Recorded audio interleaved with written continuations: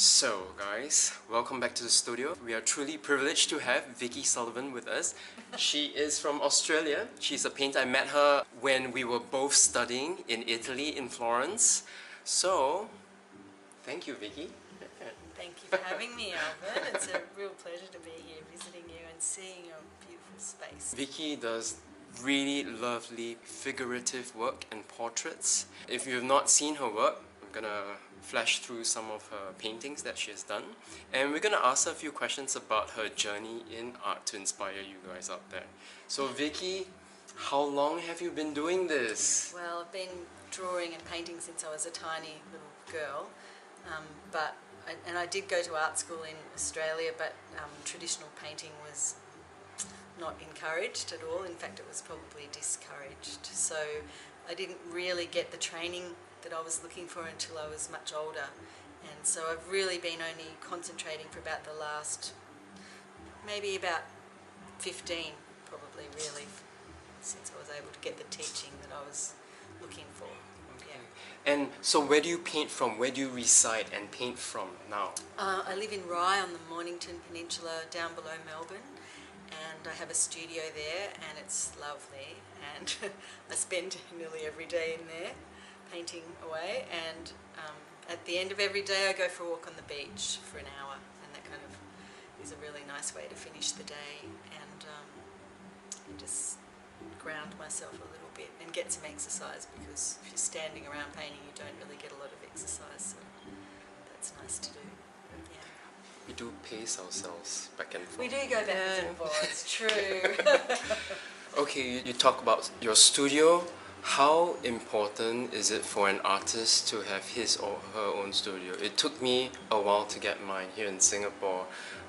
There were naysayers, there were people who said, don't even bother getting a studio to paint in. But how important is it for you to get a studio, to have your own place to paint in? Yeah. It's made all the difference to my life as a painter. I used to paint in the dining room, which wasn't very healthy, using oil paints and things, but to have a studio, it just lifts your level of professionalism, I think. It's allowed me to do lots of other things, like hire a model and have painters come and paint the model for the day. That's been really great, and I can really spread out, and I've got being a portrait artist, you need different furniture for people to sit on. You can't have them always in the same chair. So I have, a couple of chaise lounges and a few different chairs, and I have everything on wheels as well, so that I can move it around the studio, which makes it much more useful, and it works quite well. Thank you. But I think it's really important. To fund the space that we have, it comes from commissions. What are some of your favorite or some of the projects that you've done that's worth a mention? Yes. Well, recently I just was commissioned to paint the portrait of the Chancellor of Swinburne University, which is one of the big 4 universities in Melbourne, and so that's really great. It's finished, and there's going to be an unveiling in June when I go back after going to Florence, and it will be my first piece in a public collection, which is fabulous. And at the moment I'm working on another commission of the principal of Pymble Ladies College in Sydney, and so that'll be my second piece going into a public collection. So and that's really nice. It's sort of my bread and butter. The commissions are my bread and butter, and they fund so much so that when I get some spare time I can do some other work that I'm going to be entering into competitions or exhibitions. So you're heading back to Florence again? What's happening there? I'm doing 2 different flower painting workshops as a student. One is with Michael Klein, the American painter, who is one of the best flower painters in the world, in my opinion.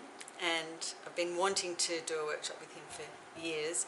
And then also about a week, there's a week in the middle in which we fly down to Barcelona to the Mime Museum, which is the European Museum of Modern Art, because I have a painting in an exhibition there, which I'm so thrilled about.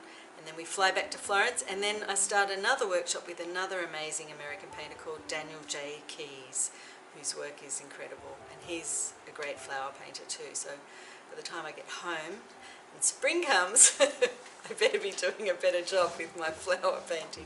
What else are you looking forward to when you head back home after your European escapade? Well, I'll be straight back into finishing off. I've got 2 commissions I'm working on, and I'm working on also an album cover for a musician called Grace Farris, and that's a really interesting commission. And Wait, Grace Farris? Farris as in, the Yes. In Excess Farris? her father was Andrew Farris, who wrote all the music and lyrics, I think, for In Excess. And Grace is a really talented musician herself, so it's obviously in the genes. And so that's a real honour to be painting her. And I'm working on a couple of other things that I want to put in to submit to other exhibitions as well. So Okay. plenty to work on when I get home. Yeah. Thank you so much for sharing your art life. Wishing you all the best in your travels and your workshops and everything. Thank you, Alvin. It's lovely to be visiting you again. Again, this is the Treat. second time that she's visiting. First time didn't have all this, so No. yeah, we just met on the streets. You know, that's where I was sleeping and saying yeah. So No, this is fantastic. I'm so pleased for you. thank you. Ciao ciao. He's getting a foot massage. Thank you.